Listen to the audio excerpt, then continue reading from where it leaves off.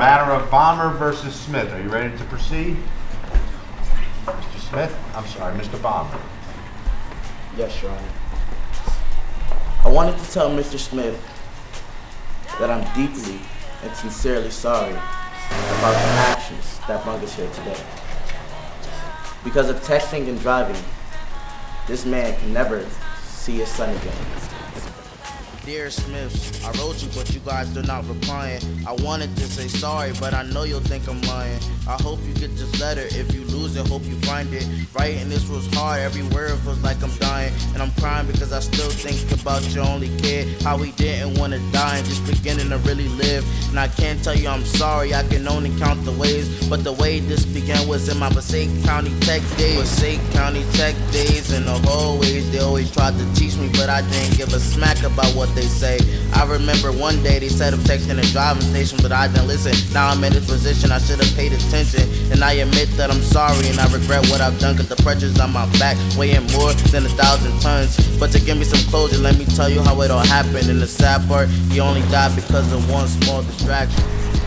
Your Honor, I appreciate Mr. Balmer's sincere apology, but the fact still remains that there are always consequences and repercussions for your actions.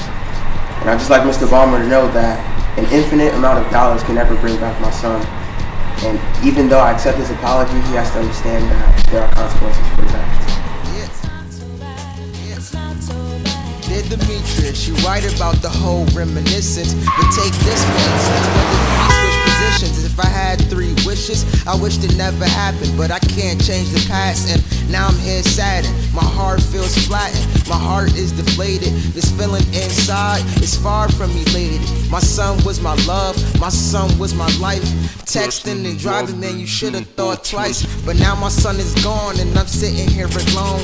Next time, just disregard your phone. Apology accepted, but there's still a price to pay. But money can't buy my son another day.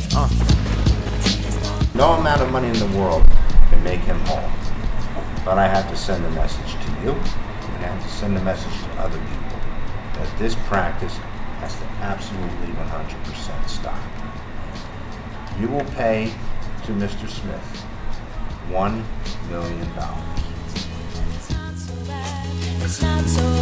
Dear Smith, I told you I was gonna tell you the story, but now you're trying to sue me for 1,000 times 40. And it's sad cause every day I visit your son's cemetery. Yeah, that's right, the same place your only son got buried. And I know it seems scary because that was your only boy. I played life like a game and it treated me like a toy. And once again, I'ma say sorry about the death, cause it's eating me alive, taking bites about my flesh. The day of the accident, I was in the car making a right. Too dark on the road, so I had to turn on my front lights. Once they were on, I didn't see a car in my sight. My phone rang, it was my mom, she sent me a text and it read good night. Still on the road, driving at about maybe 60. People thinking I'm crazy, keep my foot steady, it's never getting lazy. Another text from my mom, but this time I replied, not knowing that a car was coming right from my blind side. We collided against each other, something like a dog and a cat, and we both know what we thinks happens after that. I'm lying on my stomach and he lying on his back, hurting, I couldn't get up, it's like my body was getting attacked. Then I looked at your son and he looked at me back, knowing he was about to die, all I could do was just cry. He was like, stranger, I might not make it alive, but he told me to write you this letter hoping that you will reply. He gave me an address and he told me what to do. His last words to you guys is, Mom and Dad, I love you too.